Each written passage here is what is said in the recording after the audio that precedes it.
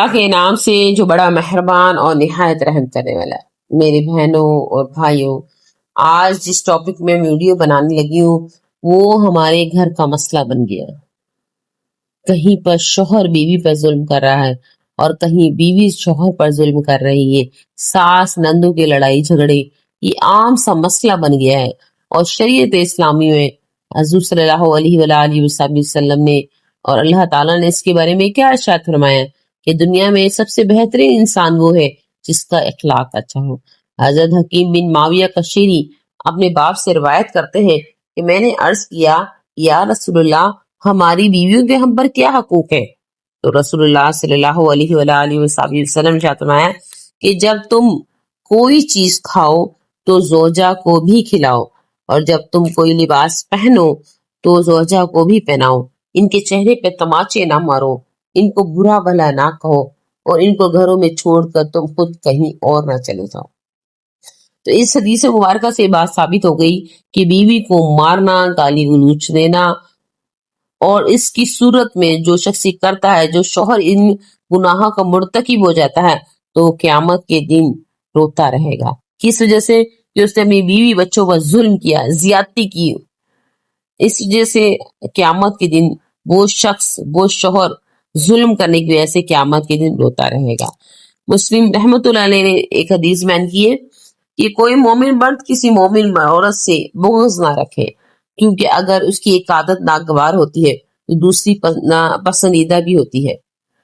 اہلیہ پر ظلم ایک کی قسم یہ بھی ہے کہ شوہر اس کے ساتھ بدسلوکی کرے، غصے سے پیش آئے، برے اخلاقی کا مظاہرہ کرے، اور دل کو لگنے والی باتیں، غلیظ باتیں کرے، تانے دے۔ ظلم کی ایک قسم یہ بھی ہے خواہگاہ میں اسے تنا چھوڑ دے، اس کی نافرمانی ایسے کسی جائز عذر کے بغیر اسے کنارہ کشی کر لے۔ نیز یہ بھی ظلم ہے کہ اس کا نان نفقہ اور پوشاک نہ دے، یہ سب ادا کرے لیکن کنجوسی اور شرم ناک حد تک بخل کے کام لے۔ ظلم کی ایک قسم یہ بھی ہے کہ مناسب مکان میں نہ رکھے، دو بیویاں ہوں ان کے درمیان عدل و انصاف سے کام نہ لے، بلکہ سراسر یہ زیادتی ہے اور مستقل کبیرہ گناہ ہے۔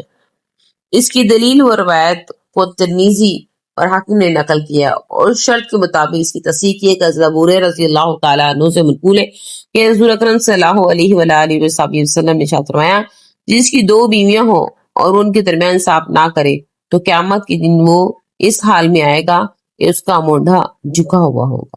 ابو داؤد شریف کی روایت ہے، جس کی دو بیویاں ہوں، دو عورتیں ہوں، وہ کسی ایک کی طرف مائل ہو، اور قیامت کے دن وہ اس کے حال میں آئے گا اس کا مونڈھا جھکا ہوا ہوگا۔ نسائی رحمۃ اللہ علیہ کے الفاظ یہ ہیں کہ جس کی دو بیویاں ہوں اور وہ ایک ہی کی طرف بنسبت دوسری کی طرف مائل ہوتا ہو تو قیامت کے دن وہ اس حال میں ہوگا کہ اس کا مونڈھا جھکا ہوا ہوگا۔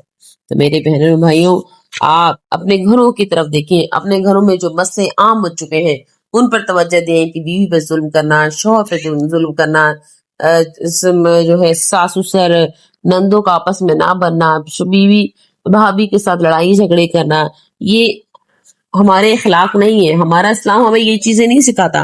ہمارا اسلام یہ سکھاتا ہے کہ محبت اور پیار کیا ہے۔ حضور اکرم صلی اللہ علیہ وآلہ وسلم کی حدیث مبارکہ بھی ہے، دنیا میں سب سے بہترین انسان وہ ہے جس کا اخلاق اچھا۔ تو میرے بہنوں بھائیوں، اپنی زندگی کو بدلیں، اسلامی تعلیمات کے مطابق گزاریں، پھر دیکھیں کہ آپ کی زندگی میں کتنی چینجنگ آئے گی۔ اللہ تبارک و تعالی ہم سب کو دین پر عمل کرنے کی توفیق عطا فرمائے۔ وآخر دعوانا ان الحمد للہ رب العالمین۔